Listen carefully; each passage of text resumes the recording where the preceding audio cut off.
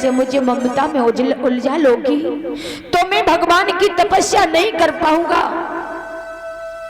परीक्षित महाराज, जब कोई भक्त भगवान की साधना करने जाता है, भगवान की तपस्या करने जाता है, तो सबसे पहले उसको दो चीज सताने लगती हैं, रोकने लगती हैं। और वो क्या चीज है? एक है माया, पैसा, और दूसरा है काम। इस माया पर, इस लक्ष्मी पर और काम पर जो विजय प्राप्त कर लेता है वो अपने भगवान की साधना में सफल हो जाता है। कहा, मां मुझे आशीर्वाद दीजिए, मैं भगवान की तपस्या करने जा रहा हूं। ध्रुव ने मैया के चरणों का स्पर्श किया और ध्रुव चल दिए। और इधर राजा उत्तानपाद को मालूम पड़ा है कि मेरा पुत्र तपस्या करने के लिए जा रहा है।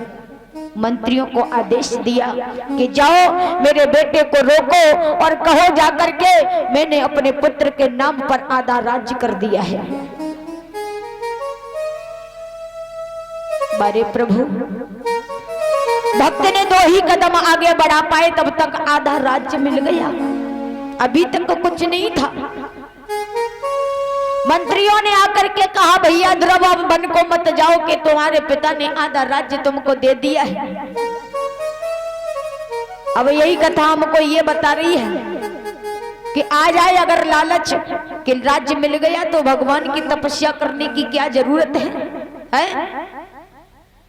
लेकिन ध्रुव ने कहा, मंत्रियों जाओ मेरे पिता से जाकर के कह दो मुझे उनके आधे राज्य की जरूरत नहीं है, मैं भगवान का भजन करने जा रहा हूं। आगे बढ़े और आगे बढ़कर के मन में विचार करने लगे कि जंगली जीव मुझको खा जाएंगे, मैं कैसे लौटूंगा, घनघोर जंगल में कैसे तपस्या करूंगा। एकदम से उत्साह बढ़ता है, नहीं मेरी मैया का आशीर्वाद मेरे साथ है तो मेरा कोई बाल बांका करने वाला नहीं है। आगे बढ़ करके एक नारद जी से भेंट हो जाती है। नारद जी ने जब सुना है कि छोटा सा बालक तपस्या करने जा रहा है, कहा कि पागल हो गया है, तो इस बनी के बीच में भटक गया है क्या? लौट जा, अगर तुझको जंगली जीव मिल गए ना तुझको खा जाएंगे। नहीं, मैं नहीं लौटूंगा, मैं जा रहा हूं भगवान की तपस्या करने के लिए।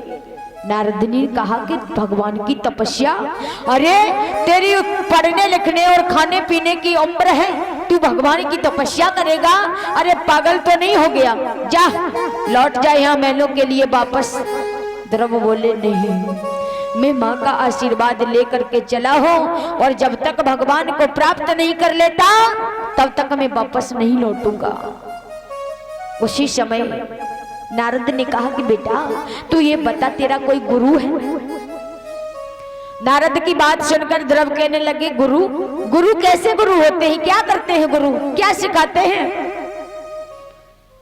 और इतनी बात कही तो नारद जी आज ध्रुव को गुरु के बारे में बताने लगे और कहने लगे, बेटा बिना गुरु के कुछ भी प्राप्त नहीं होता,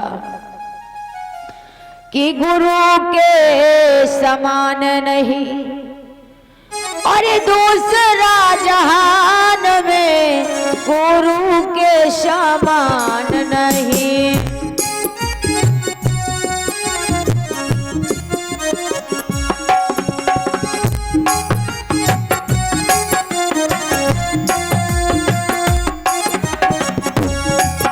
ओ ज्ञानी को बतावे गुरु, पाप से बचावे गुरु, ज्ञानी को बतावे गुरु, पाप से मिलावे गुरु, ब्रह्म से मिलावे गुरु, तुरिया पद के ध्यान में गुरु के समान नहीं।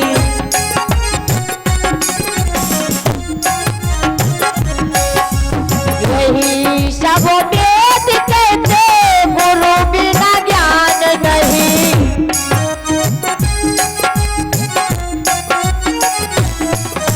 ज्ञान बिना मुक्ति कैसे आई तेरे ध्यान में, गुरु के समान नहीं दूसरा जहान में, गुरु के समान नहीं। बोली गोविंद भगवान की कहा।